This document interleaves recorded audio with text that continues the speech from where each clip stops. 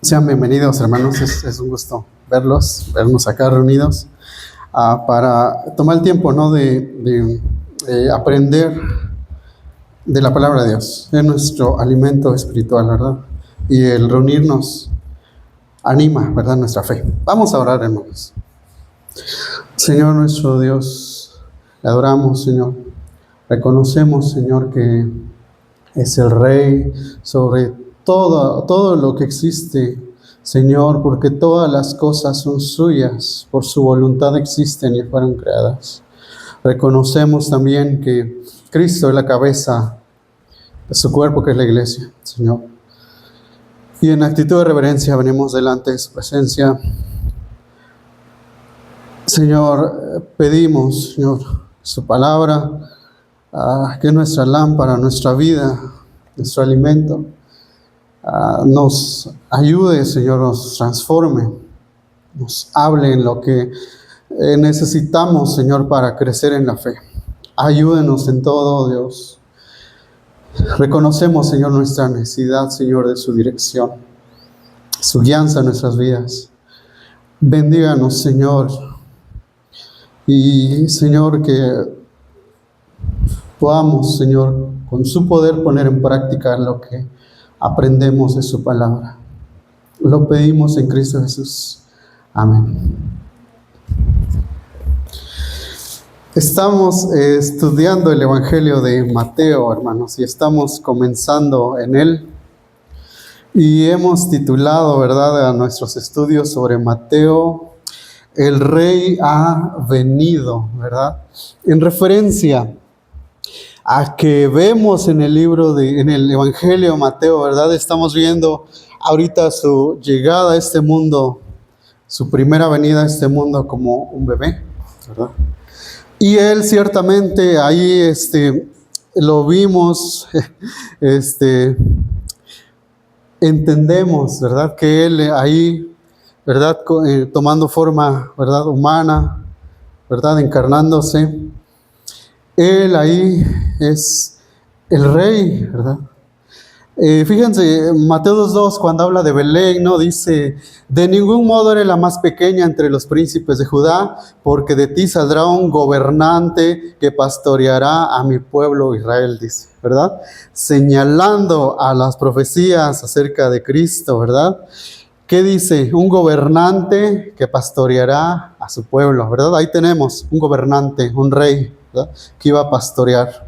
Cita Miqueas 5:2, que está diciendo: aunque eres más pequeña de las familias de Judá, Belén, Efrata, de ti me saldrá el que ha de ser gobernante en Israel, y sus orígenes son desde tiempos antiguos, desde los días de la eternidad, dice, ¿no? Entonces vemos a Jesucristo, el Hijo de Dios, como el gobernante, como el pastor, ¿verdad? Como el de que sus orígenes son desde los días de la eternidad, ¿verdad? Isaías 9:6 habla de este hijo, de este niño, que sería soberano, Dios poderoso, Padre de la eternidad, príncipe de paz, ¿verdad? Entonces, ciertamente, vemos cuando Él viene a este mundo, ¿verdad? Él, el Rey, viene a este mundo a reclamar autoridad sobre este mundo, ¿verdad? Él es el gobernante y vimos, si quieren vayamos a Isaías 52, versículo 6, al profeta Isaías 52.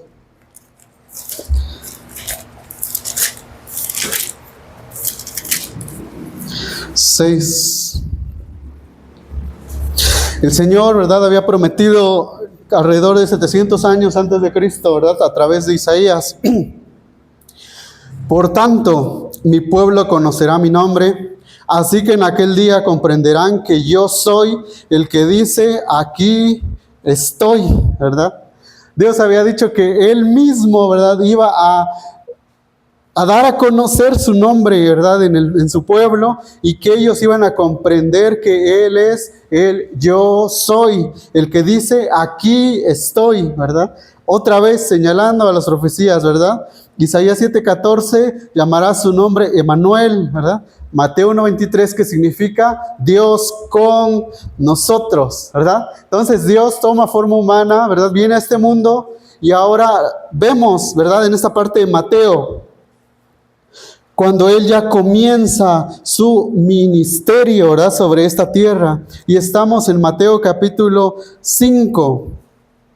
Vamos a retornar un poquito en el capítulo 4, ¿verdad? Versículo 23, 24 y 25. Vamos a darle una lectura a estos últimos versículos del capítulo 4.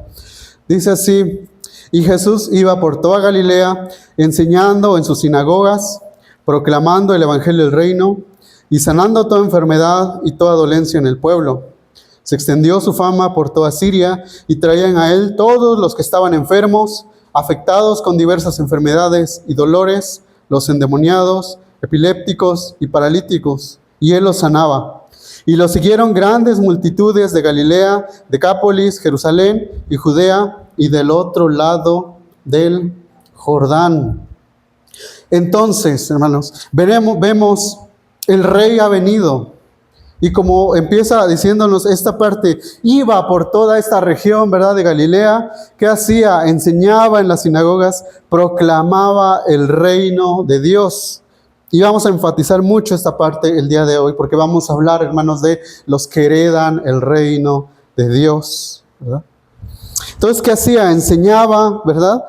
Proclamaba el evangelio del reino, sanaba toda enfermedad y toda dolencia. Entonces el rey vino a este mundo y está caminando con nosotros, ¿verdad? Vamos, hermanos, a comprender y a repasar, si usted ya lo conoce, cuán importante es para nosotros, hermanos, entender lo que significa el reino de Dios, ¿sí? Hemos hablado de un rey que ha venido, ¿verdad? Pero es importante, hermanos, que comprendamos todo lo que representa esto que significa el reino de Dios. Hay un rey, ¿verdad? Que reina. Y este rey tiene un reinado, ¿verdad? Que tiene extensión, ¿verdad? Tiene amplitud, ¿verdad? Este rey tiene autoridad, ¿verdad? Sobre su reino. Vemos las leyes y las normas de este reino de Dios. Y vemos quiénes son sus gobernados o los ciudadanos del reino. Y ahí es donde habla, ¿verdad?, de el pueblo de Dios. Usted y yo, ¿verdad? Los discípulos de Cristo, los seguidores de Cristo, los que heredan el reino de Dios. Toda la Biblia, hermanos, y veíamos el sábado creo era con los jóvenes, ¿verdad? Cuán importante era tener esta visión o esta perspectiva del reino de Dios.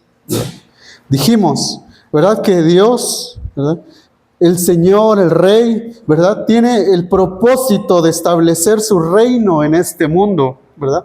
Y para comprender eso tenemos que ver la situación, ¿verdad?, en la que nos encontramos. Como ha dicho el pastor Spurgeon y otros, lo podemos entender de esta manera: el plan de Dios para la humanidad y para su creación. 3 palabras, ¿verdad? Ruina, redención y restauración, ¿verdad? Comprendamos, hermanos, primero, la ruina en la que se encuentra la humanidad y a la cual la maldición que cayó sobre toda la creación, ¿verdad? El plan de Dios de redención o de rescate, en segundo lugar. La tercera, restauración, ¿verdad? Este resumen, hermanos, cómo podemos entender el plan de Dios para nosotros, para la humanidad, para el universo. Ruina, redención y restauración. Todo el Antiguo Testamento leemos, Dios es el Rey, ¿verdad? Tengo algunos ejemplos, ¿verdad? Salmo 93, Salmo 99 empiezan diciendo, Jehová reina, ¿verdad? Él está sentado sobre los querubines. Oh, el Señor reina, regocíjense toda la tierra. Entonces tenemos, ¿verdad? Primero el rey está sentado sobre su trono, ¿verdad? Vamos, la extensión de su reinado, ¿verdad? Salmo 24, de Jehová es la tierra y su plenitud, el mundo y los que en él habitan, ¿verdad? Su reinado, que es su extensión, ¿verdad? Que es sin límite, ¿verdad? A todo lo creado oí decir, dice Juan, ¿no? Al que está sentado en el trono y el cordero, ¿verdad? Sean la gloria y el honor y el imperio, ¿verdad? Por siempre. Ahora vamos a entrar en esta parte, hermanos, de sus leyes y normas y los ciudadanos del reino, los que heredan el reino. Sí queda claro, ¿verdad?, que conforma el reino de Dios. Primero, el rey, ¿verdad? La autoridad del rey, la extensión de su reino, sus leyes y normas y sus gobernados. Está claro, ¿verdad? Y cuando llegamos a la parte final del Nuevo Testamento, cuando cierra el Apocalipsis, ¿verdad?, vemos a este rey entronizado, ¿verdad? Ahí dijo el Señor, Mateo 28, 18, toda autoridad me ha sido dada en el cielo y en la tierra. Acabamos de cantar, el reina está sentado a la diestra de Dios, ¿verdad? Toda autoridad me ha sido dada. Perdón, dijo el Señor. Cuando Él nació, en Lucas 1:23, se dijo que su reinado sería sin límite, sin final, ¿verdad? Su amplitud, ¿verdad? Todo lo creado, ¿verdad? Todo lo que existe. Él es, ¿verdad? ¿Qué dice? Él es el creador de todo, Colosenses 1:13, ¿verdad? Ahora vamos a ver esto, hermanos. Empezaremos a ver aquí en el Sermón del Monte, ¿verdad?, las leyes, normas del reino de Dios y sus gobernados, ¿verdad? ¿Cómo son aquellos que heredan el reino de Dios? Vemos a este rey que ha venido, y como leímos en el versículo 23, Mateo 4:23, iba Jesús por toda Galilea, enseñando en sus sinagogas, proclamando el evangelio del reino, dice aquí. ¿Verdad? Este evangelio del reino es evangelio, ¿verdad? Ya hemos repasado qué significa esta palabra evangelio. Significa buenas noticias, ¿verdad? Evangelion, ¿verdad? En el griego, buenas noticias. Pero dice aquí las buenas noticias del reino de Dios. Ya venía proclamando el reino de Dios. Cantamos hace un ratito, ¿verdad? Cuán bellos son sobre los montes, ¿verdad? El que anuncia las buenas nuevas, ¿verdad? Hablando, ¿verdad? En Salmos, Isaías 52, otra vez el que acabamos de leer, ¿verdad? Sí, igual si quieren ir ahí, o tengo también otro pasaje paralelo en Nahum, profeta Nahum 1:15. Miren, sobre los montes andan los pies del que trae buenas nuevas, del que anuncia la paz, dice la palabra de Dios. Isaías 52 también nos dice esto, ¿verdad? Cuán hermosos son los pies. 52:7. Qué hermosos son sobre los montes los pies del que trae buenas nuevas, del que anuncia la paz, del que trae las buenas nuevas de gozo, del que anuncia la salvación y dice a Sión, tu Dios reina. Lo acabamos de cantar. Está hablando de Jesucristo. Qué hermosos son sobre los montes los pies del que trae buenas nuevas. Y el Señor, dice la palabra, que andaba, ¿verdad?, por toda esa región anunciando las buenas nuevas o el evangelio del reino, ¿verdad? Él venía anunciando la paz con Dios. Él traía esas buenas noticias de gozo, anunciando la salvación de Dios, diciéndole a Sión, a su pueblo, tu Dios reina. Hermanos, ¿verdad?, la síntesis del evangelio de Dios, que Dios está reinando, ¿verdad? Salmos capítulo 2 dice, he puesto en mi santo monte al rey, a mi rey, ¿verdad? Hablando de Jesucristo. Entonces tenemos al rey que ha llegado, ¿verdad?, que iba por toda Galilea enseñando, proclamando el evangelio del reino. Y este reino, hermanos, era algo que los judíos mismos no entendían. Ellos, ¿qué esperaban, verdad? Que, como nos dicen los comentaristas, esperaban que viniera un rey que les quitara a los romanos, ¿verdad? Que les diera a ellos toda la prosperidad que ellos querían, que les diera ese reconocimiento, ¿verdad? Que ellos fueran un pueblo realmente que conquistara, ¿verdad?, las naciones. Y ellos eso querían, un reino material que se adecuara a lo que ellos pensaban. Y viene el Señor, y cuando viene anunciando su reino, el comienzo de su ministerio, ¿verdad? Cuán importante era que los judíos y nosotros entendamos lo que representa el reino de Dios. Para los judíos de ese tiempo, una sacudida enorme. Ellos esperaban otra cosa. Un reino, ¿verdad? Político, militar, material, inmediato. Pero el Señor viene trayendo el reino del cielo, el evangelio del reino de los cielos, ¿verdad? Vamos a verlo más adelante. Vemos primeramente, ya que vimos el reino de Dios, vemos en segundo lugar la llegada del reino de Dios, ¿verdad? Vamos, sin perder Mateo, a Lucas capítulo 17, versículo 20.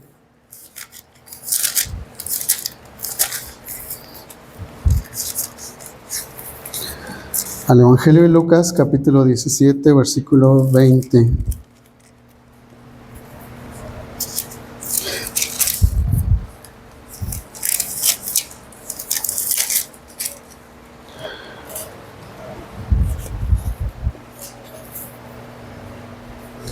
Dice, fíjense en esta parte, 20 al 21.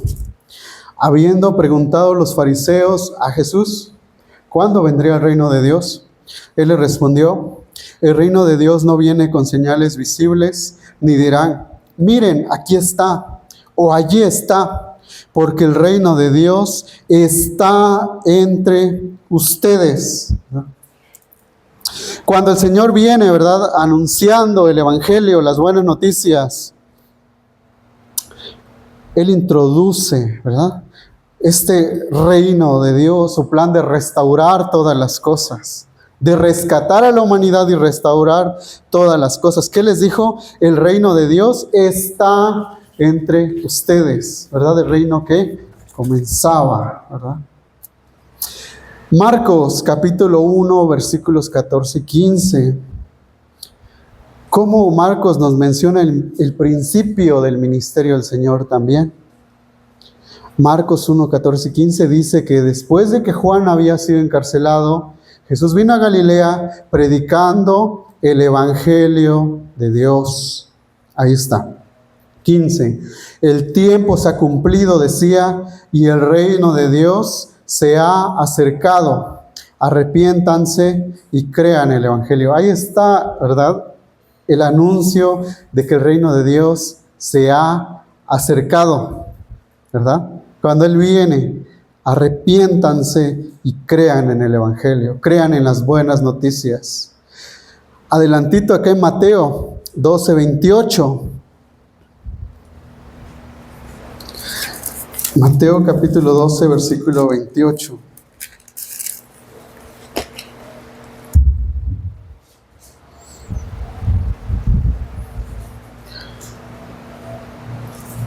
Dijo el Señor, ¿verdad? 12, 28 de Mateo. Pero si yo expulso los demonios por el Espíritu de Dios, entonces el reino de Dios ha llegado a ustedes. ¿Ven? Entonces el Rey viene, inaugura el reino de Dios. Entonces vemos cuando él comienza, ¿verdad?, a predicar, Él anuncia esto, buenas noticias, ¿verdad? El Señor reina, el Señor va a rescatar a su pueblo. Esas son las buenas noticias. El pueblo que andaba en oscuridad vio gran luz, dice Isaías, ¿verdad? 60. El profeta Isaías, tengo otras citas, aquí tengo muchas citas. ¿Qué dijo? El pueblo que andaba en tinieblas vio gran luz, ¿verdad? Eso es, hermanos, el evangelio, buenas noticias. Como ya leímos, paz con Dios. Esas son buenas noticias que llenan de gozo el corazón. Son buenas noticias de salvación. Dice, tu Dios reina. La profecía decía que Él iba a venir de ese lado de Galilea, de los gentiles, ¿verdad? Es donde había, ¿verdad?, ese pueblo que vivía en tinieblas, dice. Y ahí comienza el Señor su ministerio, ¿verdad? El reino de Dios, vamos comprendiéndolo, se refiere a ese reino espiritual, que conquista todas las esferas del hombre y que va abarcando todo el mundo mientras su reino se va extendiendo, ¿verdad? Como leemos en Mateo 6:10, en el Padre Nuestro, ¿verdad? ¿Qué dice el Padre Nuestro? Santificado sea tu nombre, que venga a nosotros tu reino, ¿verdad? Entonces es un reino, ¿verdad?, que el Señor inaugura, que Él viene a este mundo, pero vemos que este reino, ¿dónde empieza a ser predicado? ¿Qué dice el 24:24? Que es la fama del Señor se extendió por toda Siria, traían a Él todos los que estaban enfermos, afectados con diversas enfermedades y dolores, los endemoniados, epilépticos y paralíticos, y Él los sanaba. Los siguieron grandes multitudes de Galilea, Decápolis, Jerusalén y Judea, y del otro lado del Jordán, ¿verdad? Gente de la capital, ¿verdad?, pero también de la región de Judea, apartada. La región de Galilea, más bien, que era la más apartada, ¿verdad? Decápolis, ¿verdad?, donde vivía mucha gente. Decápolis es 10 ciudades, significa vivía mucha gente gentil, ¿verdad? En Siria, dice, también había mucha gente que le seguía, grandes multitudes. Él vino y comienza a restaurar el reino, y no viene con los poderosos, ¿verdad? Viene con la gente pues más necesitada, más sencilla, más oprimida, más olvidada. Grandes multitudes vienen a Él y Él comienza a enseñarnos su reino, las leyes y normas del reino, cómo viven los que van a heredar, los que heredan este reino. Mateo 5, versículos 1 y 2. Cuando Jesús vio a las multitudes, subió al monte, y después de sentarse, sus discípulos se acercaron a Él, y abriendo su boca, les enseñaba, ¿verdad? Entramos a esta sección que se llama el Sermón del Monte, o como han dicho, le han llamado la declaración del reino de Jesús. El autor, Martin Lloyd-Jones, escribió: no me cabe la menor duda de que por esta razón Mateo lo puso al comienzo de su evangelio, y que insiste tanto en el reino de Dios. Está al comienzo para que todos entendamos a qué vino el Señor. Nos dice este autor, ¿verdad?, Martin Lloyd-Jones, no nos dice el Sermón del Monte, vivan de esta manera y así van a ser cristianos, ¿verdad? Como una mejora nada más. Como una, ¿verdad?, como decimos, una manita de gato moral, ¿no?, una pintadita superficial. Más bien nos está diciendo, como ustedes son cristianos, vivan así, o así han de vivir los cristianos, ¿verdad? Esta es la introducción del Sermón del Monte, hermanos, que va a abarcar desde el capítulo 5 al versículo 7 de Mateo. Pero desde el comienzo, el Señor, ¿verdad?, aclara cómo son, ¿verdad?, los que van a heredar el reino de Dios.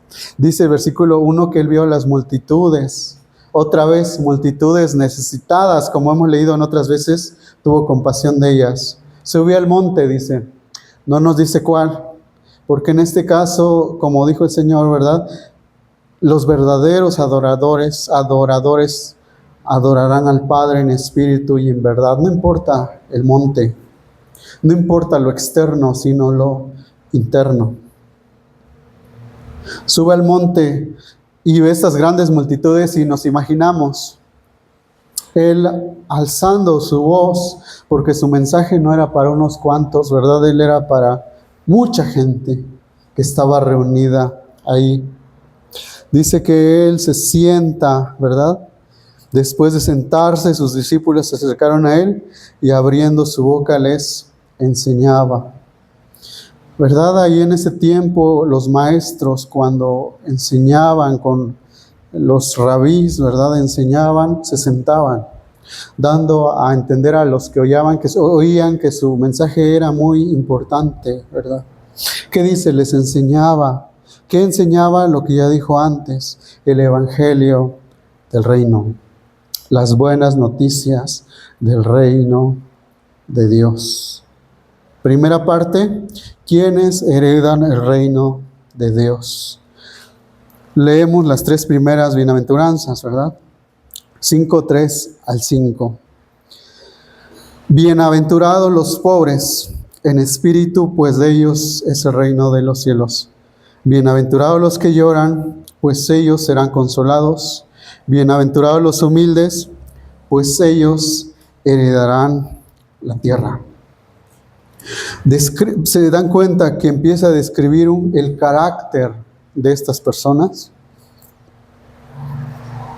No está hablando de posesiones, no está hablando de inteligencia, no está hablando de religiosidad, está hablando de un carácter interno. Si se dan cuenta, está hablando de el carácter de los que heredan el reino de Dios. No hablando de un temperamento natural, ¿sí? Que algunos dicen pues son más tranquilos, no se mete con nadie, no se refiere a eso. Está hablando del carácter o del cambio que Dios hace en la vida de estas personas. Colosenses 1:12, dando gracias al Padre que nos hizo aptos para participar de la herencia de los hijos en luz.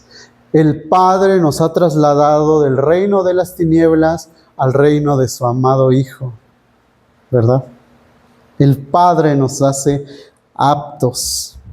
Empieza hablándoles, bienaventurados los pobres en espíritu, pues de ellos es el reino de los cielos. Esa palabra bienaventurados, ¿verdad? Es dichoso, bendito, ¿verdad?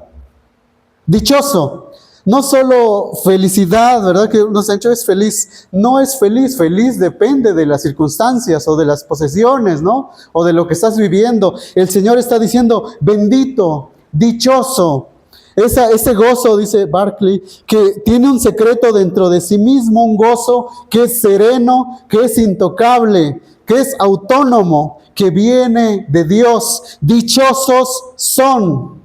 No dice dichosos van a ser, son benditos. ¿Quiénes? Los pobres en espíritu. ¿Qué significa los pobres en espíritu?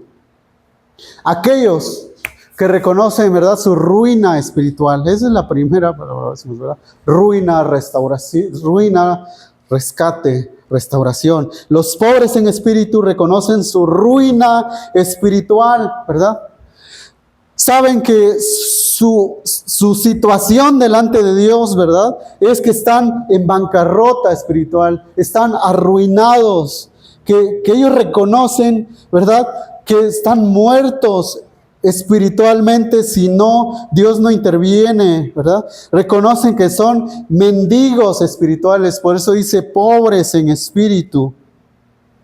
No es una declaración meramente humana como quien dice, ay, qué pobre soy, pobre de mí, ¿no? Sino que está hablando, ¿verdad?, de una situación, ¿verdad?, espiritual, ¿verdad? Perdón. Sí, está diciendo, los pobres en espíritu son los que reconocen que no tenemos nada en nosotros para que Dios nos reciba. Ese es un pobre, un mendigo espiritual. No traigo nada delante de Dios. ¿Recuerdan el hijo pródigo? Dice que estando lejos, ¿verdad?, de cuidando ya los cerditos, que dijo, qué tonto he sido.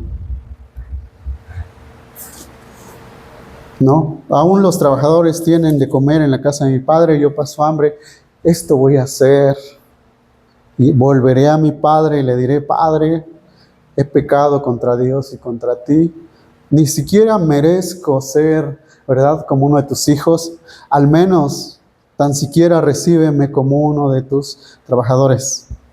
Ahí está un pobre en espíritu, un pobre mendigo que no trae su justicia, ¿verdad?, como los judíos, como los religiosos fariseos.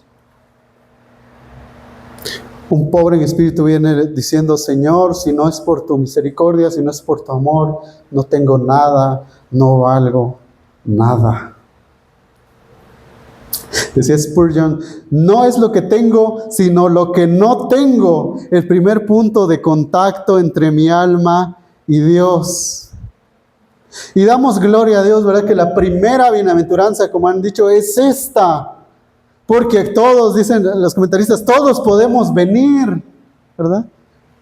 Porque si la primera bienaventuranza fuera, ¿no? Bienaventurados los puros de corazón, los limpios de corazón, diría, y todos ahora sí estamos amolados, ¿no? Lo primero que dice es los pobres en espíritu. Porque todos podemos decir, no me alcanza para llegar a Dios, para que Dios me reciba, estoy arruinado, ¿verdad? Como este himno antiguo que dice, tal como soy de pecador, sin más confianza que tu amor, ¿verdad? Tal como soy, buscando paz en mi desgracia y mal tenaz, ya que me llamas, acudí, ¿verdad? Así viene un pobre en espíritu, ¿verdad? ¿Qué dice el Señor? Benditos, dichosos los pobres en espíritu, pues de ellos es el reino de los cielos. ¿Ven aquí que dice el reino de los cielos? El Señor le está diciendo a todo el pueblo, nos está diciendo a nosotros, este reino no es un reino terrenal, es un reino del cielo que viene de Dios, ¿verdad? Ese reino es espiritual, que comienza, ¿verdad?, en el corazón, en la vida de cada uno de ellos, en los que el Señor trabaja. Pertenece a la esfera celestial. Es el gobierno de Jesucristo, ¿verdad? Es donde todo corazón, todo lugar donde Él reina, ¿verdad? Ese es el reino de los cielos. Esas son las buenas noticias. Cuán hermosos son sobre los montes de aquel que anuncia las buenas noticias, el que le dice al pueblo, tu Dios reina. El Señor le dice, ¿verdad?, a estas personas, los pobres en espíritu son dichosos, porque el reino de los cielos es de ellos. La segunda característica, bienaventurados los que lloran, pues ellos serán consolados. Esta palabra, ¿verdad?, que utilizan los que lloran es muy fuerte, se refiere a un llanto apasionado. Pero otra vez, hablando del reino de los cielos, está hablando de pobreza espiritual. Reconocer la propia pobreza espiritual, ¿verdad?, nos lleva, ¿verdad?, llena el corazón, como dice, esta tristeza que produce arrepentimiento para salvación. Eso lo vemos en 2 Corintios 7:10. La tristeza que según Dios conduce al arrepentimiento. Eso significa el dolor por el pecado, el lamento de que nuestro pecado nos ha alejado de Dios, ¿verdad?, de que necesitamos volver a Él en humildad. Fíjense, el libro, ¿verdad?, de Lamentaciones de Jeremías, la médula de Lamentaciones 3:39, dice Dios, ¿por qué se lamenta el ser viviente? ¿Por qué se lamenta el hombre viviente? Laméntese el hombre en su pecado. Eso dice Dios. Puedes llorar por cualquier cosa, sí, vives en un mundo sujeto al sufrimiento, pero la verdadera lamentación, la verdadera tristeza que necesitas es aquella que te lleva al arrepentimiento. Dice Dios que se lamente el hombre en sus pecados. Y dice el Señor Jesucristo, estos son dichosos, benditos, los que lloran a causa de esto, pues ellos serán consolados. Y ahí tenían al Rey, ¿verdad?, de la consolación en medio de ellos. El que padeció, ¿verdad?, todo lo que los seres humanos padecemos, ¿verdad?, necesidad, hambre, sed, aún la tentación, porque Él puede compadecerse de nosotros, ¿verdad?, puede consolarnos, como dice la palabra. Tremendo. La tercera característica de los que heredan el reino, bienaventurados los humildes, pues ellos heredarán la tierra. Bienaventurados los mansos. Mansos. Otra vez, eso es una sacudida para ellos. ¿Por qué? Porque este mundo busca, le encanta conquistar, como vimos, todo reino terrenal tiene planes. Busca conquistar a través de la fuerza. Aman la fortaleza militar, el poderío económico. El mundo de ese tiempo, ¿verdad? Los romanos despreciaban esto que se llama mansedumbre, humildad, porque para ellos era algo despreciable, era algo servil. Ellos amaban la fuerza, la venganza. Pero el reino de Dios, ¿verdad?, es distinto al reino humano. Dice, dichosos los mansos, porque ellos heredarán la tierra. Los reinos de este mundo han querido conquistar los imperios, el mundo, ¿verdad?, con fuerza militar, con poder económico. Y el reino de Dios es un reino contrario, a la inversa a este, que dice, los humildes van a heredar la tierra. Tremendo. Mansos. Mansedumbre significa libre de malicia y de espíritu vengativo.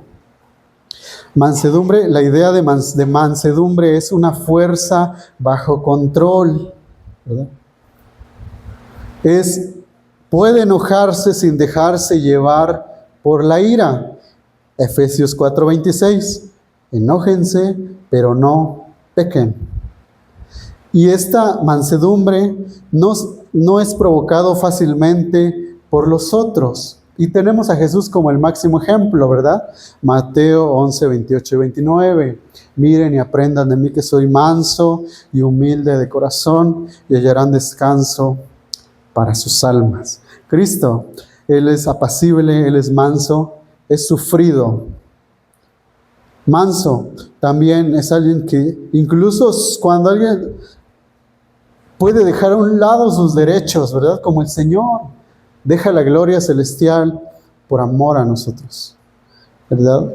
Alguien manso es alguien sufrido, que sufre el agravio con calma. ¿Qué dice Dios? Ellos van a heredar la tierra. Mateo 11:25-27, ¿qué dijo el Señor? Todas las cosas me fueron dadas. Toda autoridad es mía en el cielo, en la tierra.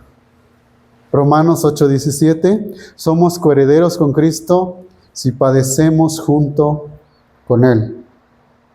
Ahora bien, para concluir, hermanos, hermanos, este carácter que muestra aquí, la pobreza de espíritu, los que lloran, dice, los humildes, no es algo que naturalmente nazca de nosotros, ¿sí? O sea, esto, hermanos, fue una sacudida para todos ellos. Como hemos visto en Juan, ¿no? El Señor siempre confrontaba a la gente, ¿verdad? Decía algo y la gente se dividía en dos partes, ¿verdad? Los que creían en Él, los que no querían creer. Aquí mismo está describiendo a los que heredan el reino de los cielos, el reino de Dios. Ese es su carácter. No está diciendo, trata lo más que puedas de ser pobre en espíritu, trata lo más que puedas de ser humilde. Humanamente, hermanos, eso es imposible. Vamos a ver que todos estos versículos de capítulo 5, 6 y 7 nos habla del Sermón del Monte, pero nos habla, ¿verdad?, de lo que Dios, de las normas de Dios. Vemos aquí que son tan altas las normas de Dios. Humanamente nosotros solos jamás vamos a poder cumplir, ¿verdad?, estas normas de Dios. Aquí en el mismo capítulo 5, Él les dice a todos, ¿verdad? Versículo 18.